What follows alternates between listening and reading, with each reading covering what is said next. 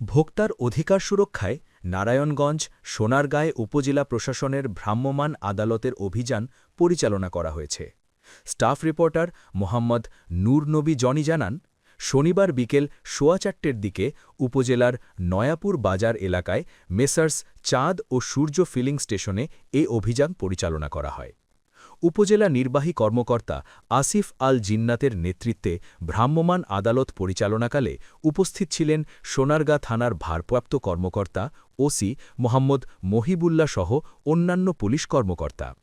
অভিযানে ফিলিং স্টেশনের ক্ষেত্রে প্রচলিত বিধি অনুযায়ী স্টক রেজিস্টার, ডিপ মাপ, মিটার ক্যালিব্রেশন এবং বিক্রয় রেজিস্টার যাচাই বাছাই করা হয়।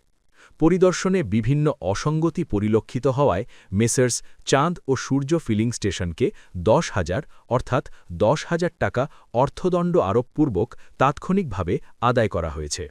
ভোক্তার আস্থা অটুট রাখা এবং স্বচ্ছ বাণিজ্য নিশ্চিত করতে এ ধরনের অভিযান অব্যাহত থাকবে বলে জানান উপজেলা নির্বাহী কর্মকর্তা আসিফ আল জিন্নাত।